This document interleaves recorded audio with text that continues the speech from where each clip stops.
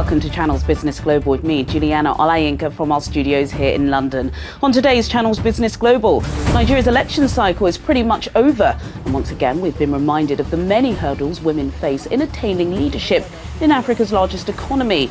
Nafisa Atiku Adejuwon, author and the founder of the mentoring scheme Girls Just Want to Run, will be joining me shortly from Abuja with her solutions to female political exclusion on the continent. And since the collapse of Silicon Valley Bank, investors have once again returned to Bitcoin, which has breached the $28,000 mark for the first time since June 2022. Will the crypto craze last? I'll be putting that question and more to Simon Dixon, the CEO and founder of banktothefuture.com. Then later, I'll be sharing an interview I conducted here in our London studio with Mark Saga, the director of the Committee for Freedom in Hong Kong Foundation, about Britain's ever-evolving diplomatic dance with China. Now, before we speak to Nafisa Atiku Adejuwon, let's have a look back at some of the major stories that have been at the centre of Downing Street discourse this week. On Wednesday, the government won support in Parliament for part of its new Brexit deal by 515 votes to 29. This is despite a rebellion from some of its own MPs, led by Boris Johnson. Rishi Sunak denied the rebellion was a blow to his leadership, as he said there was incredibly strong support from his party and across Parliament for the new Brexit agreement known as the Windsor Framework. There was incredibly strong support for the Windsor Framework, not just from my own party, but across Parliament. It passed very solidly with Conservative votes, and that's because it is a good deal. It is a good deal for the people, for families, for businesses in Northern Ireland. The Windsor Framework restores the balance of the Belfast Good Friday Agreement. It secures Northern Ireland's place in our union. It restores sovereignty, and for all those reasons, I'm pleased that it commanded such strong support. We're going to implement it now and make sure that we can look forward to a brighter and better future for Northern Ireland. The former Prime Minister made the headlines for other matters this week too, as he spent nearly 4 hours before the Privileges Committee regarding Partygate and whether he committed contempt of Parliament or not. During the televised inquiry, Boris Johnson branded the allegations against him as complete nonsense. As you've just said, there were a number of days over a period of 20 months when gatherings took place in Downing Street that went past the point where they could be said to be necessary for work purposes. That was wrong. I bitterly regret it. I understand public anger, and I continue to apologise for what happened on my watch, and I take full responsibility. But as you've just said, Chair, the purpose of this inquiry is not to reopen so-called Partygate. It is to discover whether or not I lied to Parliament, wittingly misled colleagues and the country about what I knew and believed about those gatherings when I said that the rules and the guidance had been followed at number 10. I'm here to say to you, hand on heart, that I did not lie to the House. When those statements were made, they were made in good faith and on the basis of what I honestly knew and believed at the time. When this inquiry was set up, I was completely confident that you would find nothing to show I knew or believed anything else, as indeed you have not. To other news now. According to the World Economic Forum's Gender Gap Index, Nigeria ranks 139 out of 156 countries when it comes to female political participation. The results of the recently held elections have raised further concerns among civil society groups that the country may be regressing in female representation in leadership, as last month's ballot led to the election of just 18 women to Nigeria's 469-seat parliament.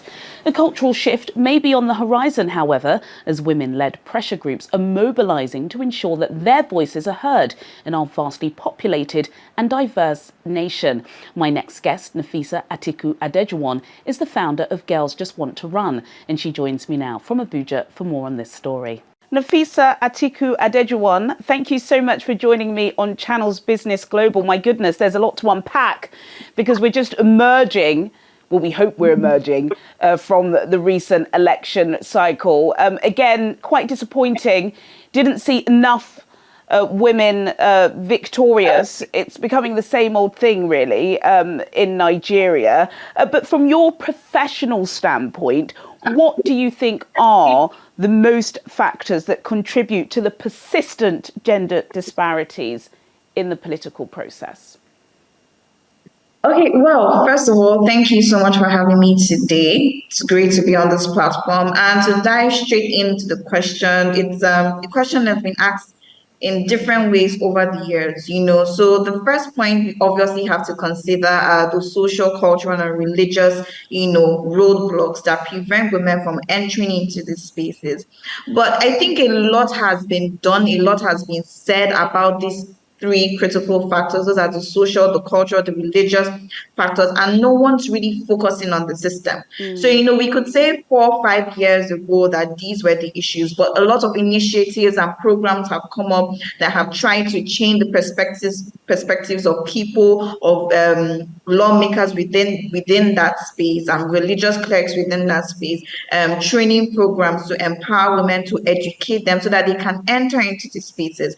But no matter how much we fund the women and prepare them and push them, they are still entering a system that is literally going to throw them out.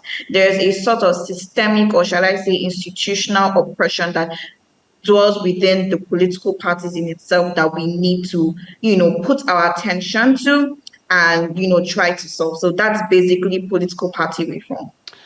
How do we change the system? I know that's a 10 billion naira question, but we're at the stage where we actually need solutions, don't we, right? We've got affirmative action, we've got positive discrimination in other parts of the global north. Do the main political parties in Nigeria have the tools to tackle underrepresentation of women in their parties? If not, why?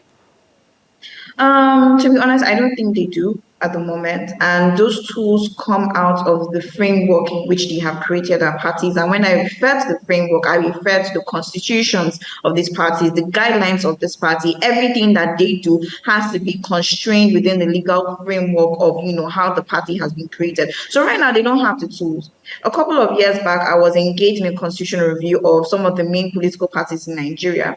And if you open it up, the 35% affirmative action for elective and appointive offices that the National Gender Policy advocates for, it's literally there as a byline. It's a nice to have. It's not something that is enforceable. You talk about issues of gender-based violence that women do suffer when they try to run for office. It's not even mentioned. So there is a whole lot of reform that needs to go on within the system that makes it a more habitable space for women to be in, So right now they don't have the tools. How do we get there? How do we literally focus on that system to, to equip them to have those tools and to have the legal frameworks that makes it more enforceable? It's basically through policy reform and advocacy. Yes, right, that's where we need to go. And I suppose there are multiple stakeholders involved in this. I, of course, work in the media. I know you've worked within the media.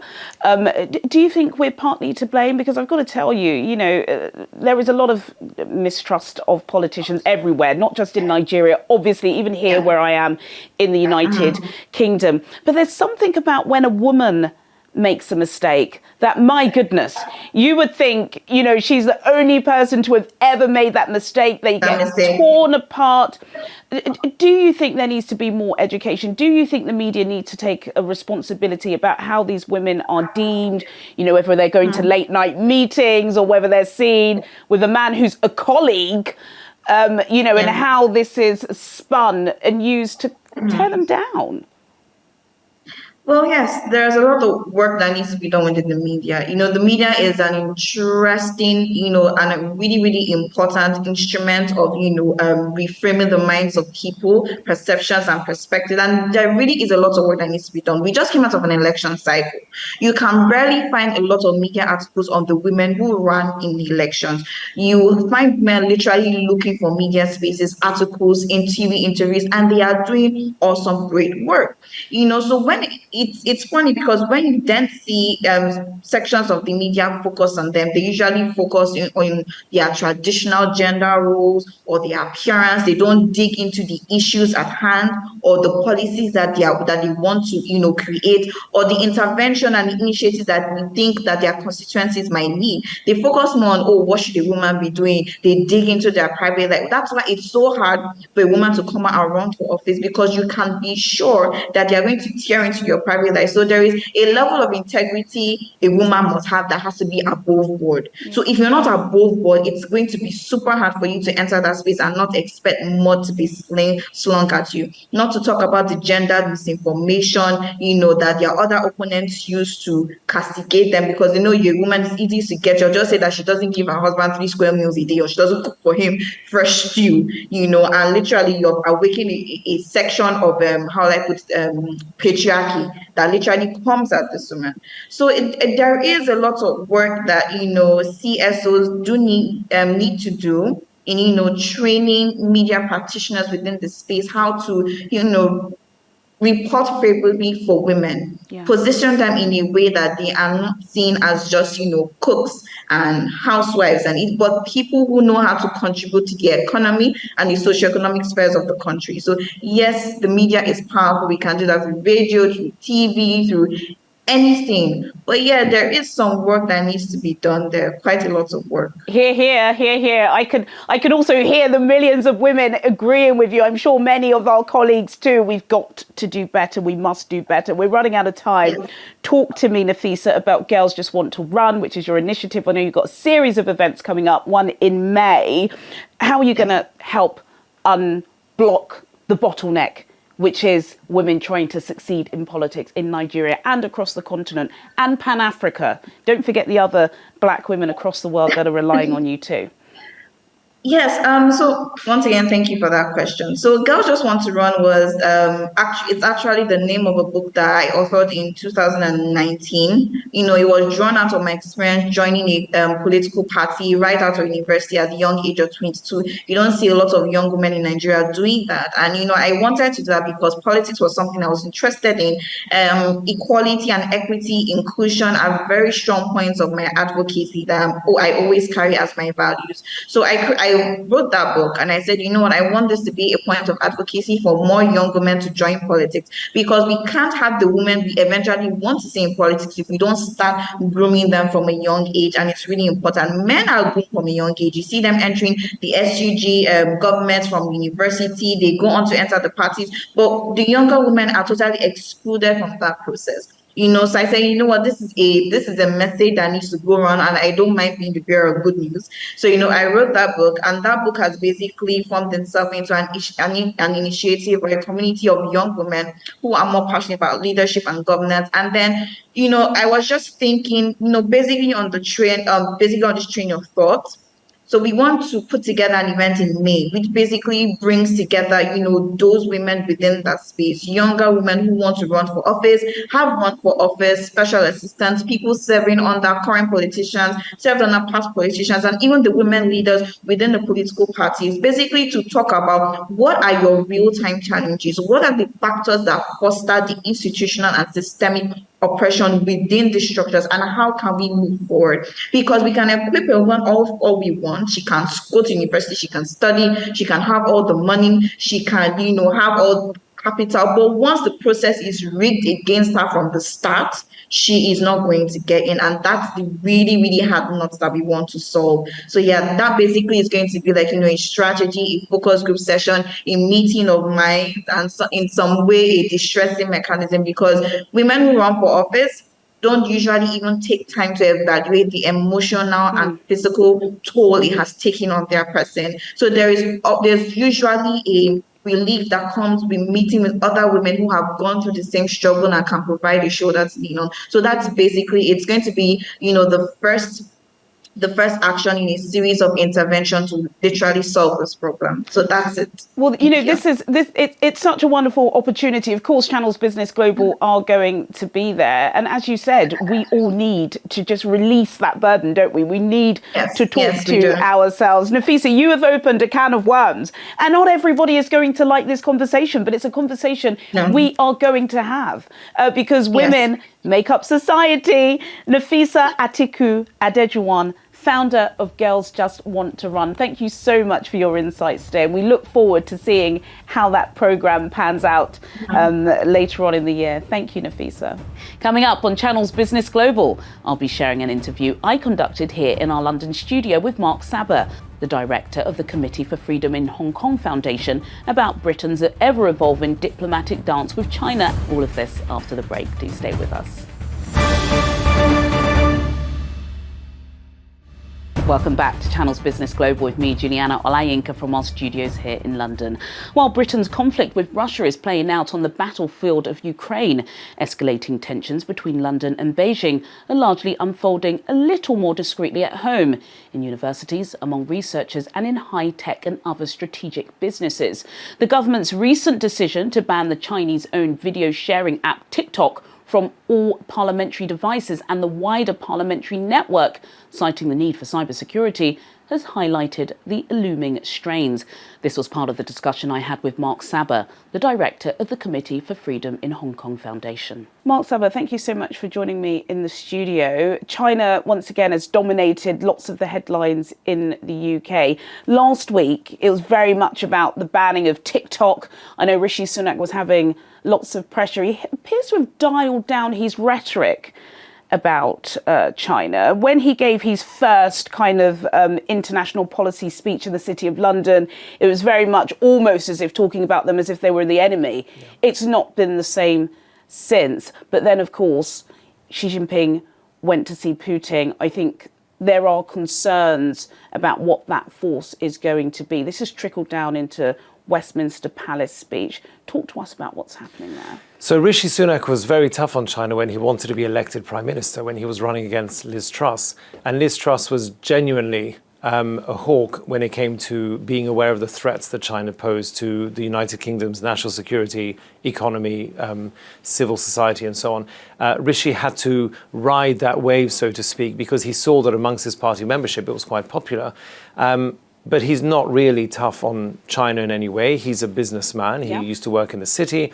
And his bottom line is money, trade, and business deals. And Osborne-like. Very much Osborne-like. And so he uses tough rhetoric when it suits him. But no one who actually wants that to be the case sees him putting that in place. He's not showing strength of force in dealing with China threats to the economy, to political and civil society, and so on.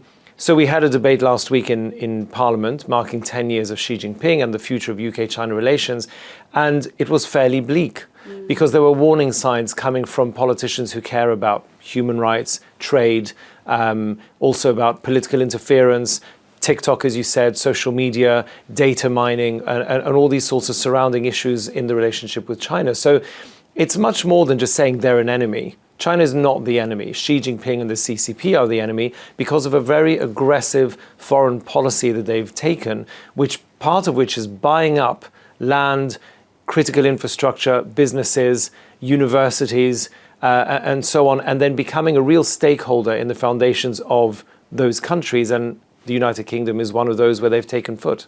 The tectonic plates of the world are changing. You know that, Mark, as well as everybody. Millions of the people watching us now realise that Britain is no longer the empire and the power that it was. Why can't it work with China? Talk to me about some of the specific issues that the APPG have with the regime.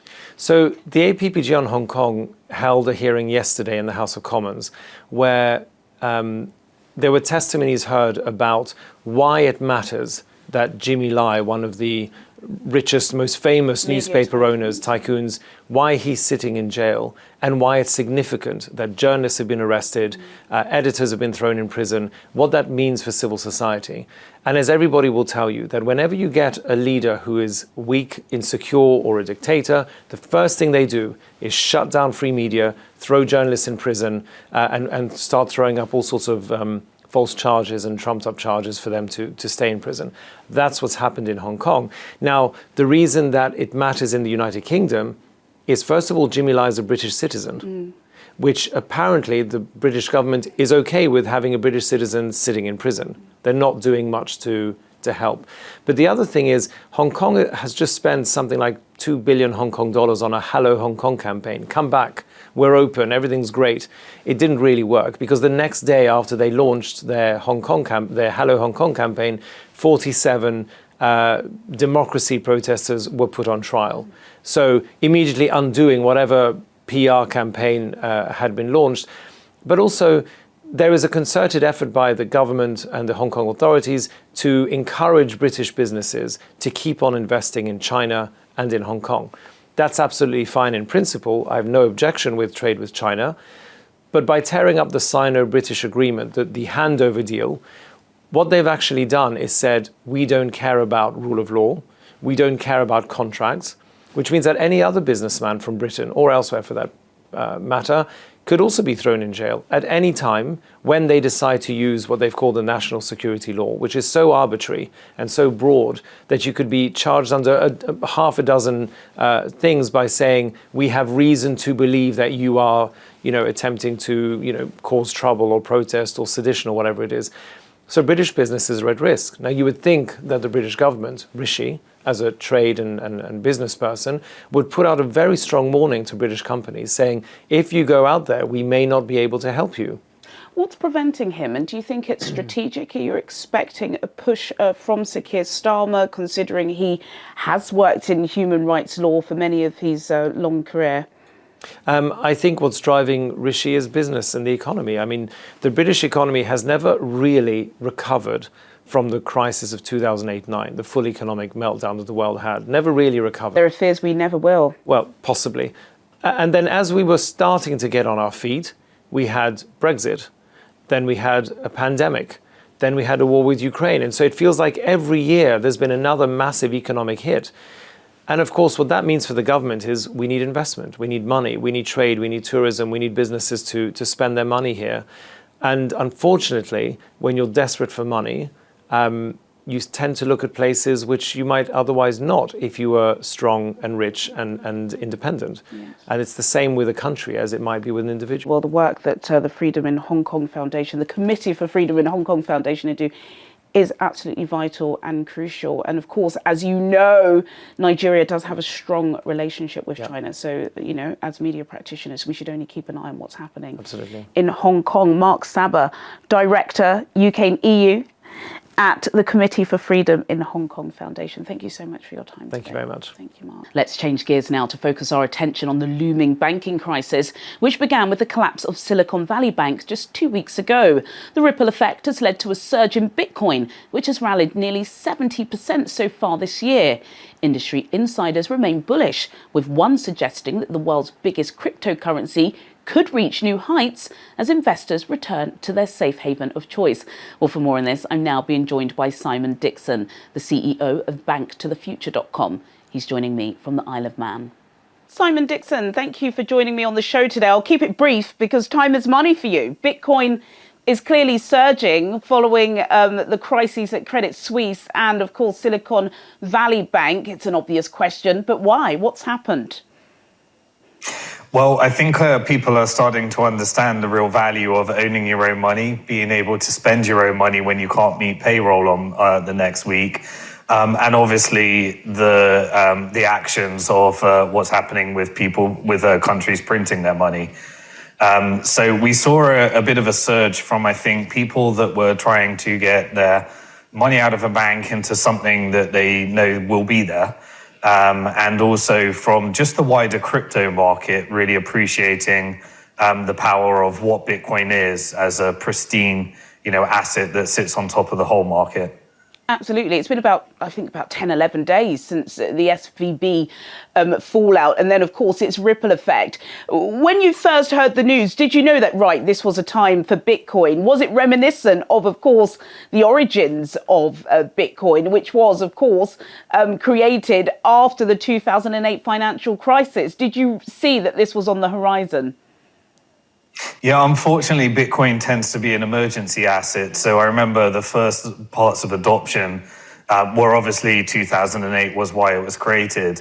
But then when people were unable to contribute to services like WikiLeaks, Bitcoin had a huge spike. Also during the Cypriot crisis, when they had the banking bailouts, the bail-ins rather. And also during the Greek crisis, when they restricted cash withdrawals.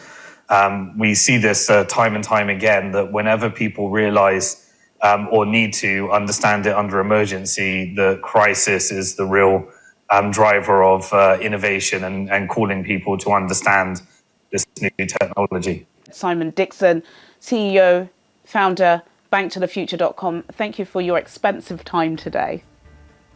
Thank you. Sadly, that's all we have time for today, but as always, do get in touch with your comments and suggestions. I'll see you at the same time next week for more in-depth business analysis on Channels Business Global. Goodbye.